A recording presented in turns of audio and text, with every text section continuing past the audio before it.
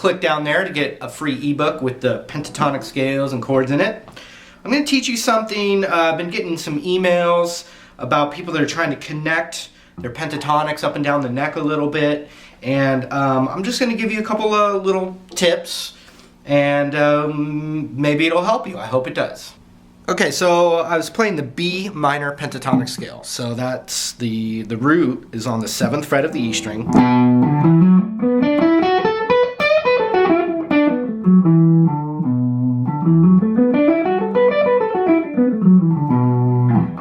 And then, you know, you've got that same scale can be played up and down the whole neck, but we learn to kind of extend that master position out.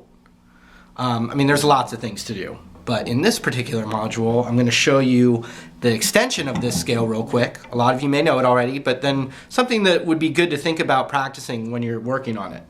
So the root, 7th fret right there, but the extension starts a tone below the root. That's still, you know, the landing zone or home base. You know, you feel like that is when the phrase is resolved to that note. It's the root. That root is also right here, and it's also right here. And there's always a note below it.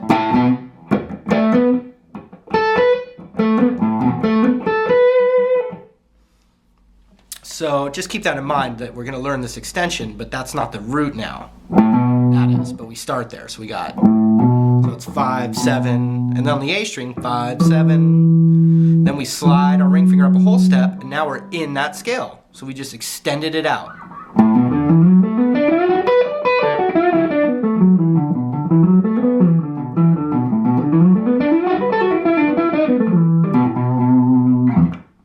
Okay, when we get to the G string in that position,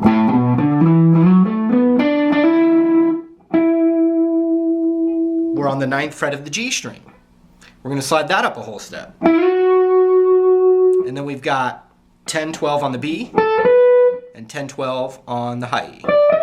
Now when I'm practicing this extension, as I did for many, many, many, many hours and days as I was learning guitar, I still practice it, you can, you know, to start with, try to only use your index and ring finger for that whole extension. Watch.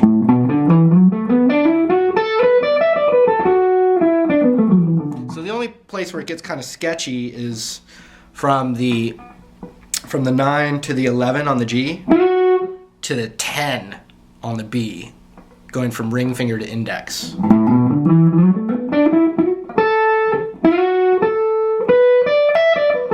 And on the way back, the same thing. Ring finger.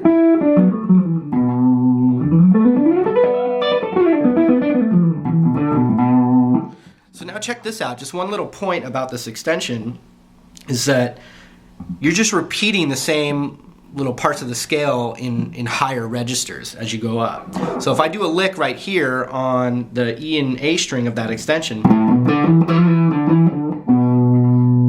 that exact same lick is in the next spot here on the D and G string. I don't remember the exact phrase, but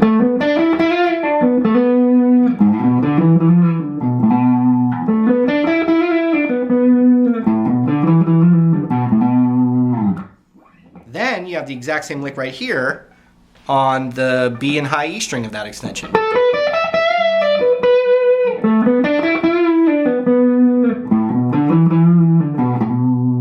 So right away you can actually extend your licks out by just using the extension to connect the lick, the same lick that you learn. You could play in 3 different registers and then use the extension to just connect them together. Like I'll pick something more. That's the lick.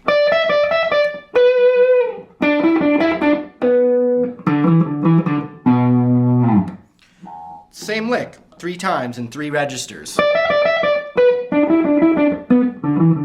I'm just playing the lick real square so you get the idea, but then use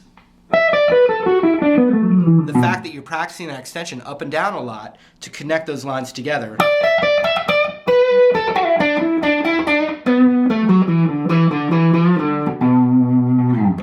Okay, another lick.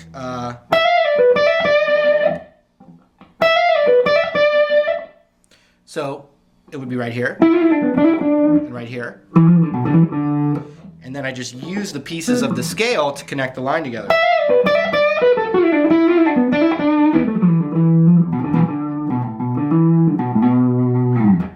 Okay, so that's the concept there. You can like take one lick and repeat it in 3 registers going down that extension.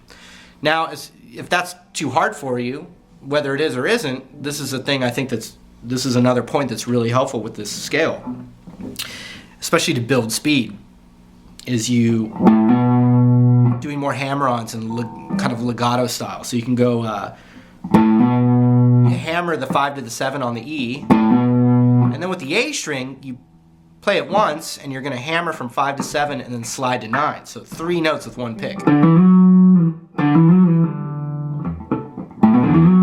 See that? Watch my right hand. Now fast.